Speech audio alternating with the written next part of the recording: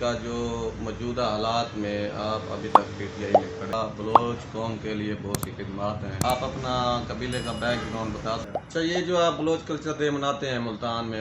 السلام علیکم دوستوں، آپ دیکھتے ہیں بلوچی دیوان چینل اور میں ہوں سلطان شہباز. آج ہم آپ کی ملاقات کرائیں گے بلوچ قوم کے ہم لوگ سے اکمل خان بلوچ صاحب.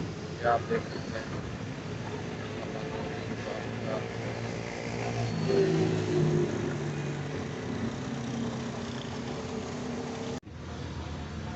السلام علیکم دوستو، ابھی ہم اکمل خان بلوچ صاحب کے دکان میں بیٹھے ہیں. ان سے حال چال کرتے ہیں. ان کا بلوچ قوم کے لیے بہت سی خدمات ہیں. بلوچ اتحاد کونسل کے یہ گرم کارکن ہیں.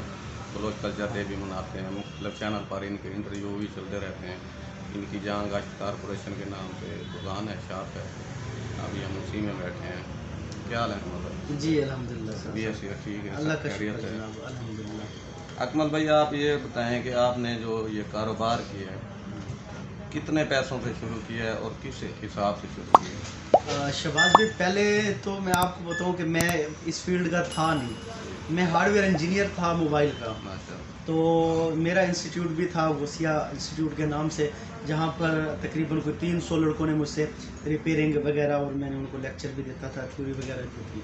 اس کے بعد ہماری بھی 4-5 دکانیں تھیں موبائل کی. تو وہ کام تھا.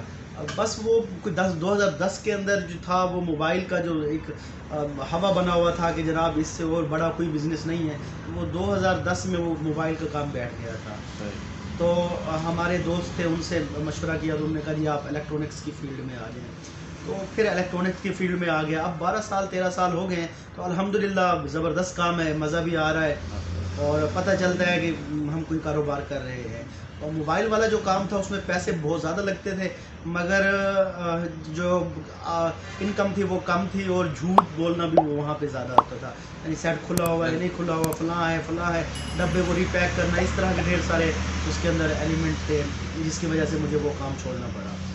اچھا، آپ یہ بتائیں کہ آپ بلوچ فیملی سے تعلق رکھتے ہیں اور رنگ کے بھی سے تعلق ہے. آپ اپنا قبیلے کا بیک گراؤنڈ بتا سکتے ہیں کہ آپ کا، کیونکہ پنجاب میں جتنے بھی بلوچ لوگ ہیں تو وہ مختلف علاقوں میں پھیلے ہوئے ہیں. ہاں، ہم بیسیکلی آج سے کوئی 200 سال پہلے رندلی بلوچستان سے موو کر کے آئے تھے، ہم ضلع بہاولپور احمد پور کی طرف. اور اب میرا آباء و اجداد جو ہے وہ احمد پور شرقیہ کے اندر مقیم ہے. ہماری پوری ایک رندوں کی وہاں بستی ہے، نواب آف بہاولپور پیلیس کے بالکل ساتھ. اور ہمارے تھوڑا سا 2 کلومیٹر 3 کلومیٹر پہ آگے پھر لاشار برادری بیٹھی ہے، جس کو محراب والا کہتے ہیں، وہ علاقہ ہے. تو بیسیکلی ہم رند قوم سے ہیں. اچھا اکمل بھائی، بلوچ قوم کے حوالے سے آپ کی، میں کافی عرصے سے آپ کو دیکھ رہا ہوں، بہت سرگرم رہنما ہیں آپ. مختلف چینل پر آپ کے انٹرویو وغیرہ بھی آتے رہتے ہیں. بلوچ اتحاد کونسل کا بھی آپ سرگرم رہتے ہیں. تو بلوچ کلچر ڈے بھی آپ مناتے ہیں. تو اس میں آپ کی کیا دلچسپی ہے بلوچ قوم کے حوالے سے، اور کیا کس منشور کے تحت آپ کرتے ہیں؟ 2001 سے لے کر آج 2023 ہے، ہم بلوچ قوم کو اکٹھا کرنے میں بہت بڑا ایک بیڑا جو تھا وہ ہم نے اٹھایا ہوا تھا، اور الحمدللہ وہ آج تک ہم چلا رہے ہیں. تو مختلف تنظیموں سے ہوتے ہوئے اب ہم بلوچ اتحاد کونسل پاکستان کا میں سینئر رہنما ہوں. تو اس کے اندر ہماری یہ تھی کہ سوشل میڈیا کے اوپر ورک کرتے ہوئے ہم نے مختلف برادریوں کو جمع کیا، جس میں قرئی برادری، لنڈ برادری، لغاری برادری، مزاری، کھوسا، اور اس طرح کے جو ہیں جسکانی، کیسرانی، لالوانی، ملغانی، یہ تقریباً کافی سارے قبیلوں کو میں نے جمع کیا. جمع کرنے کے بعد ہم ایک پلیٹ فارم پہ ہوئے. جب ہم نے 2016 میں پہلی ریلی نکالی تھی تو اس وقت بلوچ اتحاد کونسل پاکستان کے زیر اہتمام ہر بلوچ کے سر کے اوپر پگڑی تھی، اور یہاں سے لے کر آپ اندازہ لگائیں کہ لانگو خان باغ سے ہمارا وہ نکلا تھا، ریلی نکلی تھی. اور ایک کنارہ اس کا جو تھا وہ چوک نما شہر پہ تھا، دوسرا کنارہ ان کا لانگو خان باغ میں تھا. تو ہزاروں کی تعداد میں ہم بلوچ اتحاد کونسل کے زیر اہتمام ایک بہت بڑی ریلی نکالی تھی، اور وہ ریلی تھی پاک فوج کی حق میں. تو یعنی پاک فوج کے ساتھ اظہار یکجہتی کی تھی ہم نے 2016 کے اندر. اچھا، یہ جو آپ بلوچ کلچر ڈے مناتے ہیں ملتان میں، ماشاءاللہ اس کا بہت اخراجات والا پروگرام ہوتا ہے اور بڑی اچھی گیدرنگ ہوتی ہے. ہم بھی مناتے ہیں لیکن ہمارا اتنا خرچہ نہیں ہوتا. तो इसका खर्चे को आप डिवाइड कैसे करते हैं, किस तरह आप इसको करते हैं और कितना खर्चा हो जाता है? बलोच इत्तेहाद कौंसिल के जो सीनियर रहनुमा हैं, जिनमें चेयरमैन, वाइस चेयरमैन, सदर और नायब सदर, यानी हम कोई 7-8 लोगों पर मुश्तमिल लोग होते हैं जो इसके ऊपर खर्चा करते हैं। तो हमारी तंजीम में यही 8 से 10 लोग होते हैं जो अपनी जेब से खर्चा करके, आप देखें कि हमारी जो कल्चर डे मनाते हैं तो वहाँ पर कोई 8 से 10 हज़ार लोग आते हैं, और पूरे जनूबी पंजाब से भी लोग आते हैं और कुछ अपर पंजाब से भी आते हैं लोग। जैसा कि आपको मैं बताता चलूँ कि अपर पंजाब में जो बलोच पंजाबी बोलने वाले हैं, झंग से आते हैं, सहीवाल से आते हैं, खानेवाल से आते हैं, उसके बाद पाकपतन से आते हैं, बुरेवाला से आते हैं और उकाड़ा शरीफ से भी आते हैं। तो बलोचों की लंबी चौड़ी तादाद जो है वो पाकिस्तान और पाकिस्तान से बाहर भी कुछ ऐसे बलोच हैं जो सिर्फ कल्चर डे मनाने के लिए पाकिस्तान आते हैं, जिसमें से दुबई, ओमान, कतर और दीगर ममालिक से लोग यहाँ पर हमारे पास तशरीफ़ लाते हैं। फिर हर लोगों के लिए हमारे पास रिहाइश का, खाने का और दीगर एहतमाम किया होता है। कुछ दोस्त होते हैं जो 2 दिन 3 दिन रहते हैं, कुछ दोस्त होते हैं जो 1-2 दिन के अंदर चले जाते हैं, तो उनका पूरा एहतमाम हम करते होते हैं। अच्छा, एक और चीज़ है नाज़रीन के अकमल खान बलोच तो आप काफ़ी दोस्त जानते होंगे जो मेरे चैनल में हैं। अकमल खान बलोच की एक ख़ास आदत है जो तकरीबन बलोच कबैल, सब बलोच कबैल में होती है। तो इनके पास जो भी मेहमान आता है, दोस्त आता है, दूर दूर से दोस्त लोग इनको मिलने आते हैं। ये उनके इज़्ज़त, मेहमान नवाजी बहुत अच्छे से करते हैं और ये हमारी बलोच कल्चर का एक सकाफत का हिस्सा भी है। तो इसका मैं खुद भी गवाह हूँ, मैं अक्सर सोशल मीडिया पे भी देखता रहता हूँ, तो आप भी देखते रहते होंगे। ये किस नज़रिए से आप करते हैं दोस्तों की मेहमान नवाजी? ये आपके खून में है या एक शौक़ है या एक क्या वजह है? देखिए, ये जो एक नज़रिया होता है और एक होती है विरासत। तो ये जो मेहमान नवाजी और दीगर जो चीज़ें हैं, ये हमें विरासत में मिली है, और ये विरासत में हमारे कबायली जो निज़ाम है उसमें अभी है। और ये विरासत जो है, फिर मैं कहता हूँ कि वो कौम कभी भी कामयाब नहीं होती जो अपनी विरासतों को, अपनी सकाफ़तों को, अपने नज़रियात को साथ लेकर नहीं चलती। तो ये सारी चीज़ें जो है वो खून में शामिल हैं। जब भी हमारा बलोच भाई कहीं मुश्किल में होता है या कोई मुसीबत में होता है तो हम बढ़ चढ़ कर हिस्सा लेते हैं। और यहाँ पर भी अल्हम्दुलिल्लाह सुबह से शाम तक हमारे कबायली बलोच हो गए, दीगर हो गए, कभी किसी को रिश्तेदार में काम होता है, हॉस्पिटल आना होता है, किसी को कार्डियोलॉजी में आना होता है, तो हम कोशिश करते हैं कि उनकी भरपूर तरीके से ताउन करें, कोशिश करते हैं कि उनका 2 टाइम का खाना उनको पास पहुँचाएँ और उनका रिहाइश का इंतज़ाम करें। तो ये मेरे इंशाअल्लाह खून में शामिल है। अच्छा नाज़रीन, अकमल भाई इस मार्केट के सदर भी हैं और यहाँ के ताजरान के जो मसले मसाइल होते हैं वो भी हल करते हैं। तो इनका जो आपको सदारत मिली है, इसमें आपको कारोबारी मामलात में बहुत सी मुश्किलात भी अपने कारोबार में आई होंगी, तो लोगों के मसले मसाइल भी आप करते रहते हैं। तो ये सदारत लेने के बाद आप अपनी ज़िंदगी को कैसे एंजॉय करते हैं? जी, इंजॉय तो नहीं होती, ये तो एक कांटों की सेज होती है। अगर आपको कोई ओहदा मिलता है तो वो कांटों की सेज होती है, जिसको आपने कांटों के ऊपर बैठ कर चलाना होता है। बाज़ दफ़ा ऐसा होता है कि अब मार्केट के जितने भी इजलास होते हैं, मामलात होते हैं, वो मैं खुद देखता हूँ।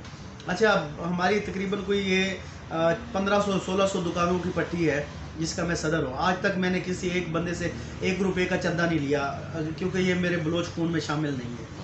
बग़ैर चंदे के इजलास करवाना, बग़ैर चंदे के मुकम्मल निज़ाम को चलाना, ये बल्कि आपको फ़ख्र होना चाहिए कि आपको बलोच भाई इस रोड के ऊपर बैठ कर किसी से कोई चंदा नहीं लेता और निज़ाम को चलाने की भरपूर कोशिश कर रहा हूँ। और अल्हम्दुलिल्लाह हमारे रोड के ऊपर दीगर मामलात बड़े खुश असलूबी से हो रहे हैं।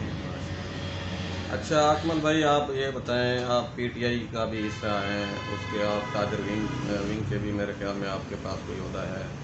तो पीटीआई का जो मौजूदा हालात में आप अभी तक पीटीआई में खड़े हैं इस वक्त, तो इसका मुस्तकबिल क्या है, आने वाला वक्त के बारे में बताएं।